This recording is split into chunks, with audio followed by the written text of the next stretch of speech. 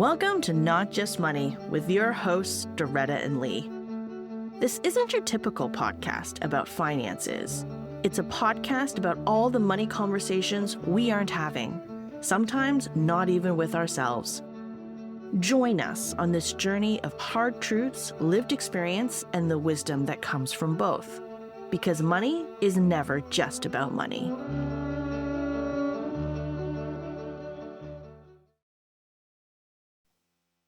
Welcome to Not Just Money with Doretta and Li. I'm Doretta, I'm Li.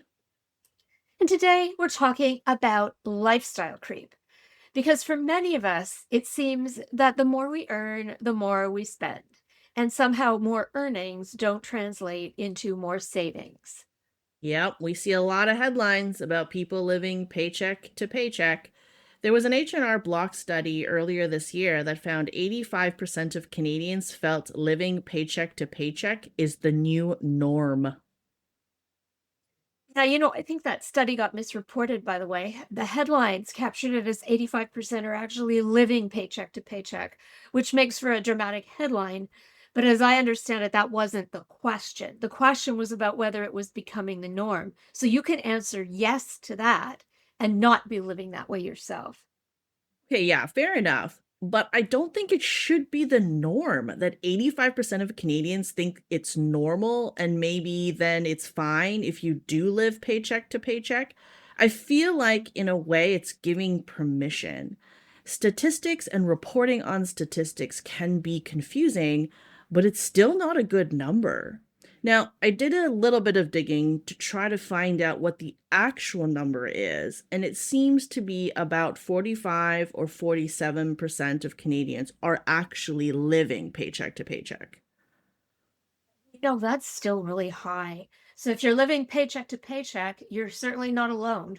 Absolutely. Many people are living paycheck to paycheck. That's the reality. But here's the point that a lot of people miss. Living paycheck to paycheck can be your reality no matter how big that paycheck is.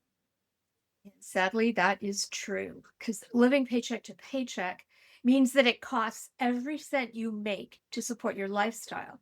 And there are two sides to that equation: how much you earn and what you spend it on. And if you continue to spend as much as you earn, Look, part of the reason for that is absolutely increased costs, right? When you look at increased housing costs, inflation, groceries even. But here's the thing we want to focus on today. Inflation is not the only reason. For a lot of people, it's not even the main reason.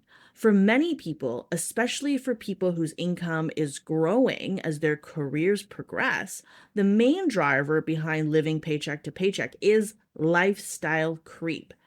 No, not your weird neighbor creep, but when your lifestyle starts to get more expensive. As your income goes up, spending goes up, and no, not savings, spending. for many people, the more you make, the more you spend. That's how it works out. And the more you spend, the more you feel you have to spend. And that can be a really hard thing to resist. Never mind resist. It can even be really hard to recognize. There are a lot of things going on behind lifestyle creep. For one thing, it's relative. You look at how well you're doing compared to the people around you who you consider to be at the same career stage, life stage, same earning potential. So you spend accordingly, even though you don't really know what their financial position is. They may be up to their eyeballs in debt for all you know, or they may have inherited a lot of money. The great wealth transfer is happening right now. Some you see, some you don't. It also has really deep psychological and cultural roots.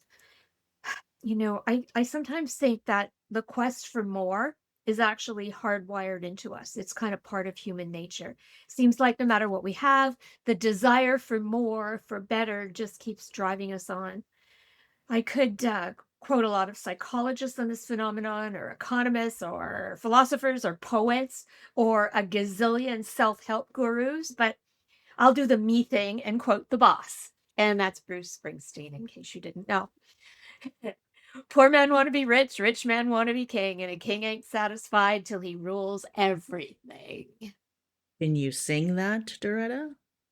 No, no, no, no, I don't sing. I don't sing. Yeah, Another thing you should be grateful for. yeah, and honestly, when you think about it, like the king rules everything, probably not even then. Case in point, look at all these billionaires who are into space travel, because clearly they want galactic rule. Exactly. So today we're going to put lifestyle creep under the not just money microscope. We want to help you understand it, recognize it in your own life, and hopefully to learn how to control it. Because even if there are a gazillion psychological and evolutionary forces behind the drive for more, we are also rational creatures. We can make choices. The quest for more stuff does not have to be the driving force in our lives.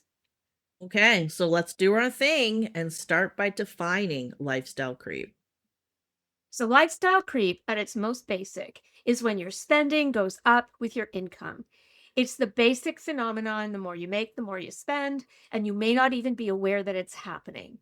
It's just this unrelenting reality that never stops. You never feel you have enough. You never feel you've arrived there, wherever there is. So that's the what. How about the why? Huh. Now, that's where it gets real interesting. Some people would say it's greed at the core of our capitalist culture, but I think that's a really superficial sort of explanation. Neuroscientists actually think that there's something more fundamental at work, that there's a theory that wanting more is actually a human core instinct. That's actually really depressing. Are you saying that greedy people can blame their genetic predispositions? No, not greed, seeking. According to this theory, it's the seeking instinct that's actually hardwired into us.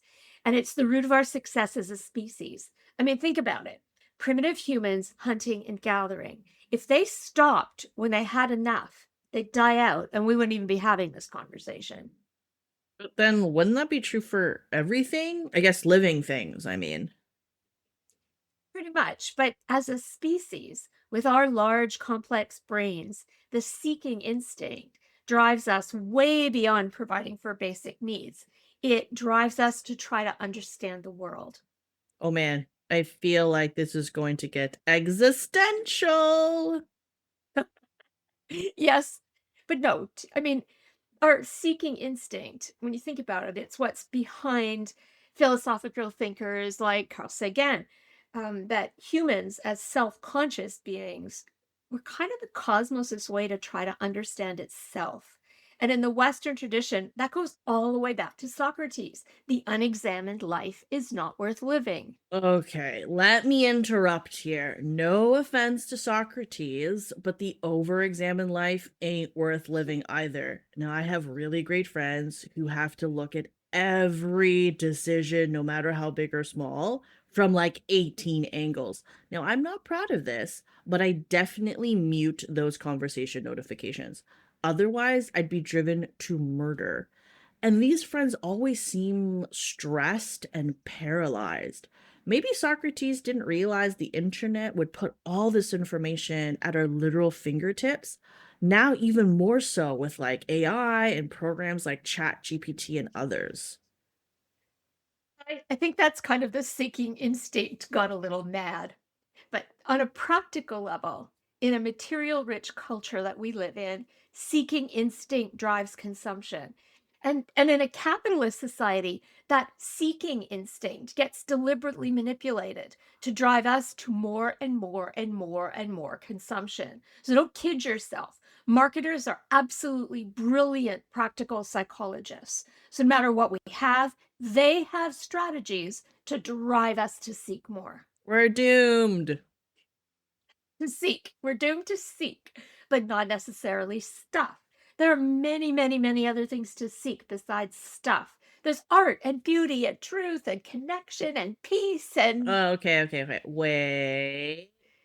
Now, before you take me down one of your idealistic and completely theoretical rabbit holes, let's bring this back down to lifestyle creep in the 21st century Western world. So, lifestyle creep is when you're spending. Say your discretionary spending. Okay, when your discretionary spending goes up along with your income so that you are never satisfied with what you have and get trapped in a spiral of increased spending. You never have enough. It never makes you happy. There's actually a term for that. It's called the hedonic treadmill or hedonic adaptation. And that's also actually an evolutionary advantage.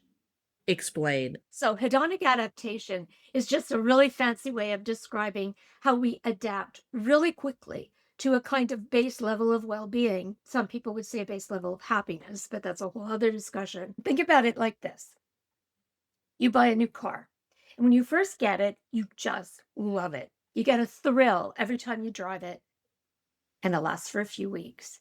And then it's just your car. The thrill's gone, there's nothing special about it anymore, and you still want to feel that thrill. So it's pretty easy to see how that would drive lifestyle creep, how you can be driven by that desire to feel the thrill of the new. So you want a better, a more expensive car. But here's the thing, it doesn't matter how many times you do that. The thrill of every new car wears off, and you revert to your normal level of well being, whatever it is. After a few weeks, every new car is just your car. But there's also a really important advantage to hedonic adaptation because it also means that humans adapt incredibly well to really difficult circumstances as well. I think the core of lifestyle creep is the sneaky way that wants become needs. Remember our discussion of wants and needs. I do. Needs are the must-haves, the things that make your life possible. You need to live somewhere, you need to eat, to clothe yourself, the basics.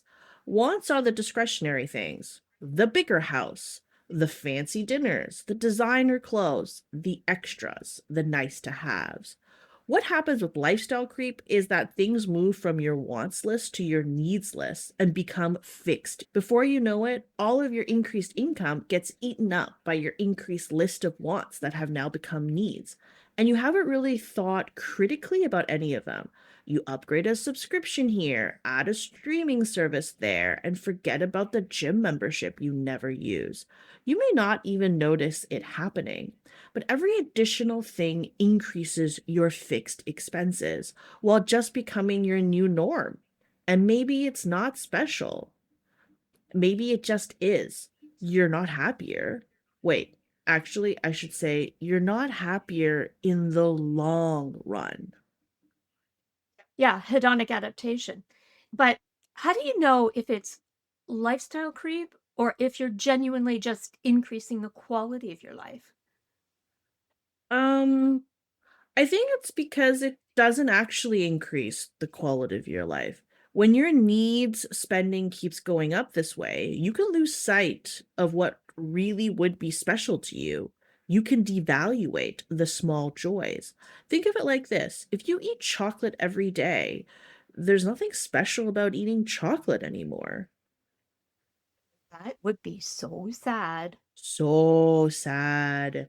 And here's the thing, lifestyle creep increases your consumption, but it actually decreases your ability to build wealth. It undermines your ability to save, to build financial security, to focus on the things that are most important to you. The big rocks. So let's take a step back and talk about the specific signs that lifestyle creep may be unintentionally affecting your spending. No judgment here, at least not from us. This is not an exercise in cutting out the pleasure in life.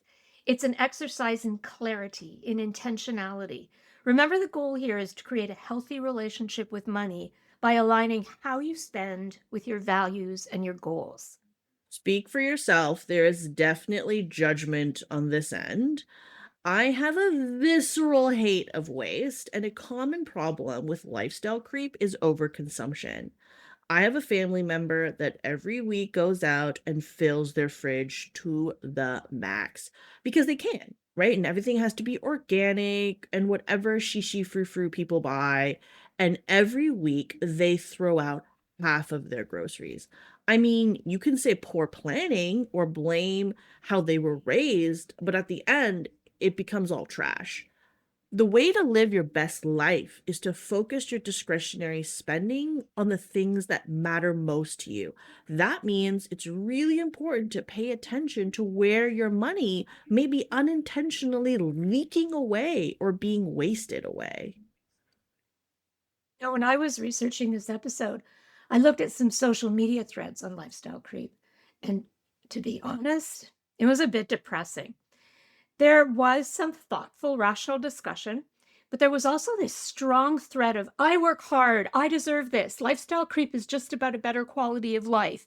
They, whoever they are, just want to keep you in a crap apartment with a boring car. There was just so much lack of distinction between intentional and unintentional spending, which is the whole point. Are you surprised? Social media is all about overconsumption. Its whole purpose is to promote lifestyle creep or going into debt for the lifestyle you're supposed to want. But I digress. Let's take a walk through the typical spending categories and take a look at how lifestyle creep can sneak up on us. Let's start with food. We know this is a trigger for me. Food is absolutely a necessity. We all need to eat. But the question I ask myself is, how has my spending on food changed as my earnings increased? For some of us, after the discount produce rack of our student years, it may mean being able to buy a healthier variety and a better quality of food. It might mean not having to limit our choices to what's on special in our local grocery store or not having to shop multiple stores for best value. It could mean going vegetarian, vegan, organic. It could mean no more generic products, but only the most premium brands and products. It could even mean a meal delivery service or a private chef. I'm not suggesting that any of these things are inherently good or bad. And also, even if you had more money, buying on sale and shopping around is just smart habits. I absolutely still do both. What I'm suggesting is that the changes you make beyond necessity should be intentional within your budget and enhance your life. Are you spending more? Not counting inflation, of course. And what does more buy you? Is it important to you? Remember your priorities. Do you really appreciate it, or has it just become a habit? Remember what Doretta was saying about hedonic adaptation. If foods that used to be special, reserved for celebrations or small occasional indulgences, are now your everyday experiences special, do they still bring you pleasure? So, how has your food spending changed? In my less days, I wouldn't dream of buying anything that wasn't a necessity. So snacks were out, or anything that wasn't on sale. As a family, we regularly bought from the markdown produce section. In my more days, such as now, I mentioned I still flyer shop, I still go to multiple grocery stores, but I don't always need to buy what's on sale, and we are definitely a snack household. In the last year, I also made a huge splurge. I bought a fully automatic espresso machine. Not the top of the line, but my mom kind of fainted a little when I told her the price. What about you? The food's important to me. I like to cook, especially now that I have the time. And I'm in the very fortunate position to be able to buy pretty much whatever I want. But I don't. I still absolutely shop sales, buy generics, check ingredients, all that stuff. It's just such a deeply ingrained habit from what we call our beans and rice days when we were first married, and then from my years as a stay at home mom. But absolutely, there are things I now buy more regularly that used to be an incredible luxury. Uh, Bubbles? Well, yeah, because everything in life is better with bubbles.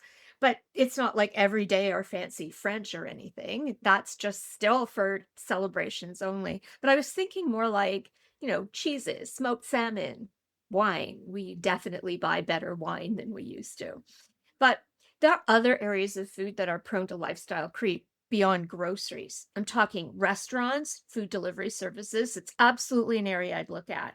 With restaurants, lifestyle creep looks like eating out more often and eating at more expensive restaurants.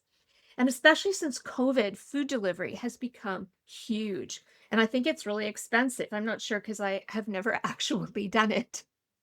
Hilarious. Oh, and just to clarify, when I meant bubbles, I meant the drinking type. Um, because I mean, Doretta obviously glossed over that detail. Honestly, I used food delivery during COVID, and I was also very pregnant at the time, but I'd never done it before or since. It's crazy expensive with fees and just the price of items. I can totally walk down the street to pick up takeout. And I see it like in my building all the time downstairs where there's just like rows of, takeout, delivery, food services. And I always laugh. Like, you still have to go down the stairs or down the elevator to pick up your food. You just had to walk literally, I don't know, 5 minutes to the restaurant if you were going to do takeout. It's so weird how convenience trumps the excess amount of dollars you're going to spend. Now, I don't understand that personally, but hey, if that's important to you and you prioritize it and you're saving somewhere else, more power to you. But otherwise, definitely something I would love for you to revisit on your budget. And I And just like to Hey, I just like to point out, to be fair, you and I both live in neighborhoods where we can walk across the street or walk a block or two and pick up stuff to take home. Not everybody does. And some people might be totally exhausted at the end of a working day or whatever, and calling and doing takeout may seem quite reasonable. Just pointing that out. and that's fair. We're both privileged to live in a major city. So yeah, if you're someone who doesn't live in a major city and gets takeout, we want to hear from you and understand kind of your reasons around that and maybe where you save or what benefits you think spending that extra money provides. And to Dretta's point, maybe it's, work long days, but I mean, even when I lived in a smaller city and you drove everywhere, that's how I determined that it's a smaller city because I could never walk anywhere. And fair enough, those days we were actually going into the office more consistently than we are now. But even then, like, I mean, I never did takeout then though, so I think it's a bad example. But I think even stopping by to pick up something would have been pretty easy. But of course, if you're living at home, I think that's a totally different thing. Um, okay. Another one is fashion. It tends to start with the quantity of fast fashion, and I think it spirals up to more expensive brands and peaks at aspirational designer brands. Aspirational brands. Let's just stop here for a moment because I want to say something about aspirational brands and that whole phenomenon of buying to impress and to communicate your success and your worth, because that's what we're talking about here. We all know what keeping up with the Joneses means, and we kind of laugh it off, but it's actually really important to understand what's going on here. We look to our peers for confirmation of our success and our worthiness. And in our culture, we can easily fall into having our possessions be the things that attest to our worth, hence aspirational branding. Now, looking for that kind of external confirmation of value is problematic enough. But an even bigger challenge is that the Joneses aren't just your neighbors and your friends and your colleagues anymore. Today's social media and marketing and advertising and influencers all combine to make you compare yourself to the rich, the influential, and the curated lives of even your most tenuous connections. And that is scary bad, and not just for your long-term financial security. And also, have you noticed that really wealthy people tend to go out looking homeless? Or they wear the same things. Have you noticed that? I don't know. Maybe it's what comes into my social feeds, but you hear about all these like entrepreneurs, they all wear the same thing, fewer decisions. I get it. I've really known some quite wealthy people, and they're the most regular folks and tend not to want to splash their wealth, but we also say wealth is what you don't see. And so if I'm spending all my money on name brands and like $100 t-shirts, that's not going to be wealth that's in my bank account. It's going to be on my back, literally. So, right. Yeah. I did a bit of digging around on discussion threads about spending regrets.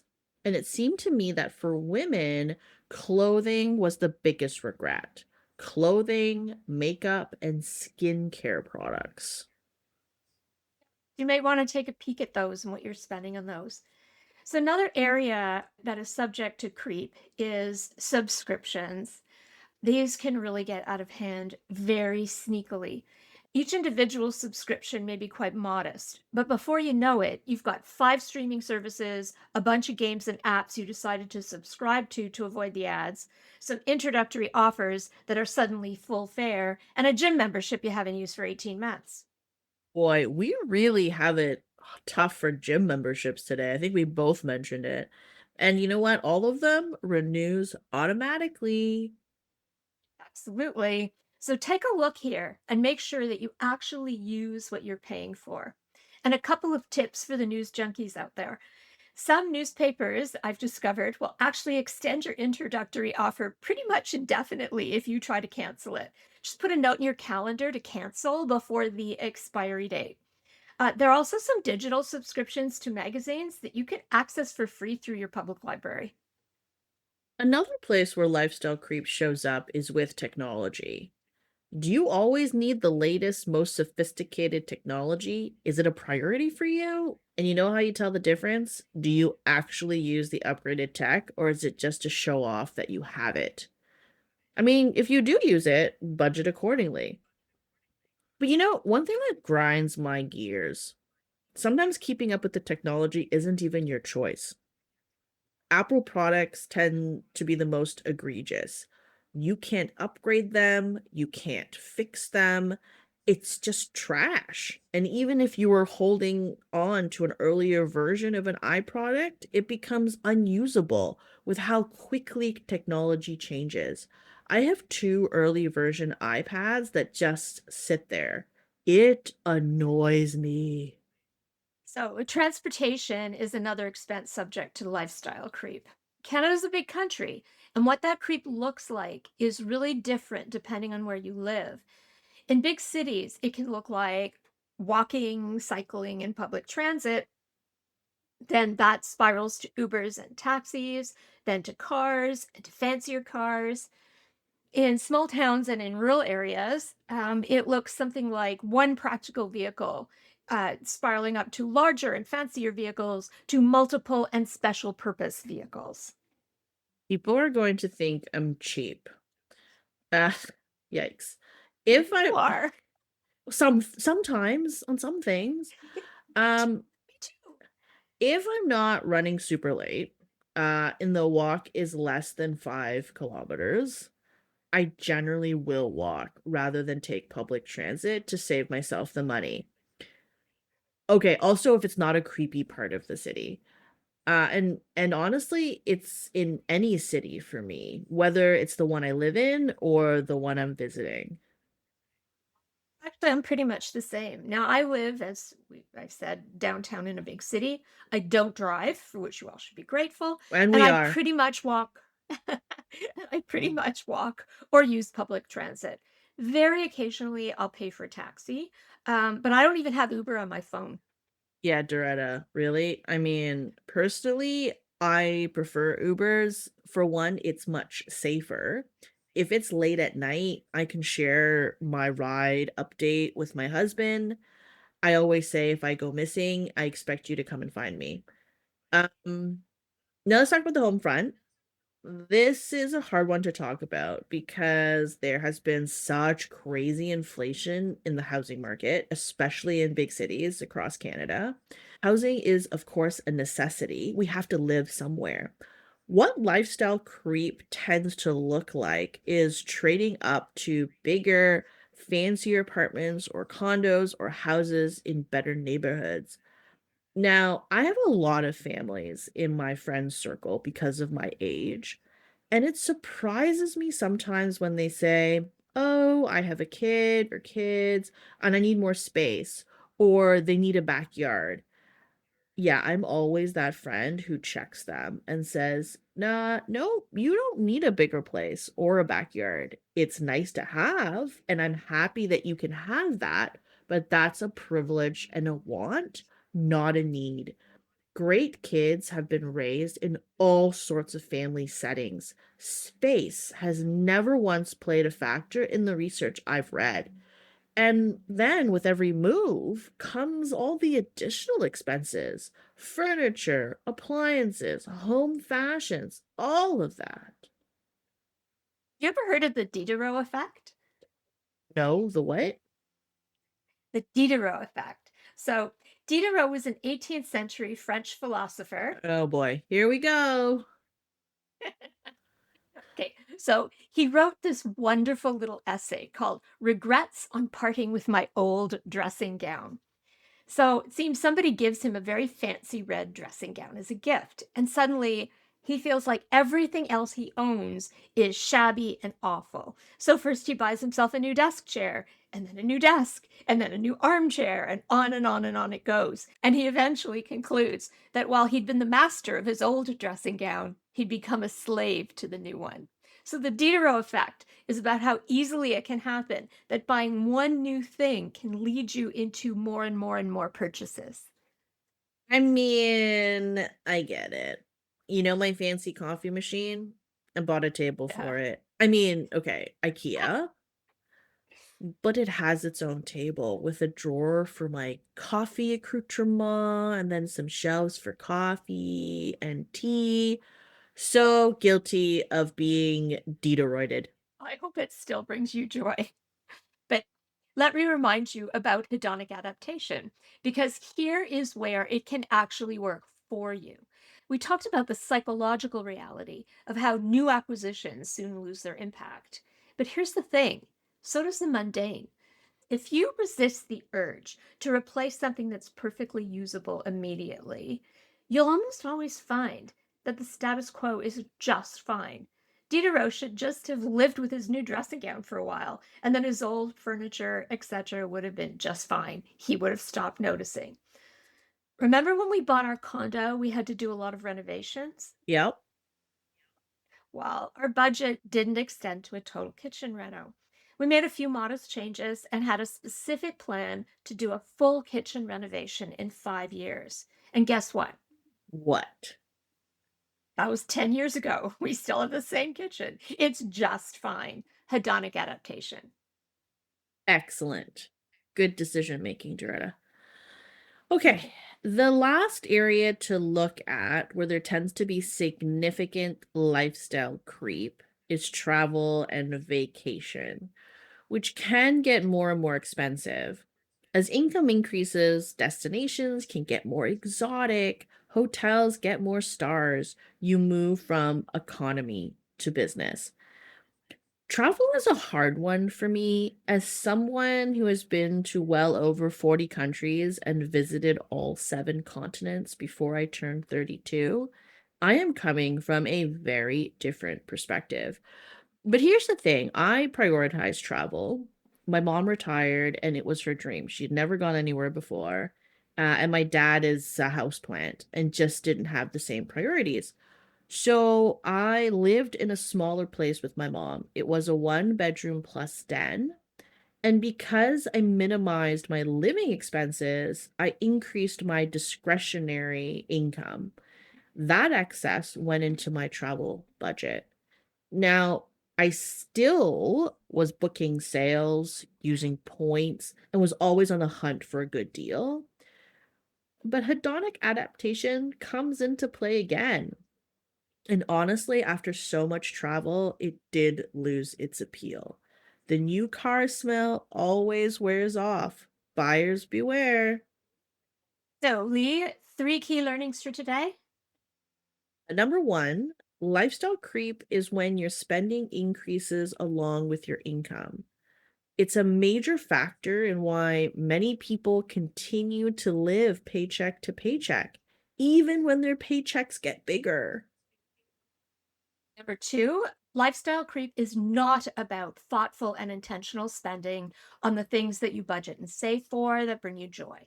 Lifestyle creep is about the many increases in spending, small and large, on things you don't need, maybe don't even want anymore, and that don't bring you joy or help you achieve your goals. It eats away at your ability to save for the future and for the things that are really important to you. 3, there are instincts and psychological realities beneath our drive to seek and to acquire. There are also social and cultural pressures, not to mention a lot of sophisticated marketing. But this is not destiny. By taking the time to pay attention to our actual spending habits and to understand what may be behind them, we can put ourselves in a much better position to control our spending decisions. We absolutely do. So that's it for today. Good talk. You've been listening to Not Just Money with Doretta and Li. Click on the show's description for links to resources related to today's conversation. Our aim is to share sources that provide objective information that can help you make informed financial decisions. Please rate and review our show. If you'd like to get in touch with us, email us at notjustmoneypodcast@gmail.com. If you'd like to be featured on the show, you can send us your questions and comments by a written email, audio file, or video file. Please include your name and city. This show is produced and edited by Lee, with original music by Leo Zhang cello and artwork by John Tu. Now for some legalese. Please note that the views expressed by our hosts and guests are theirs alone and should not be viewed as financial advice. This podcast is intended to be entertainment and educational in nature. Please seek additional professional support or information before acting on any podcast information. As always, good talk.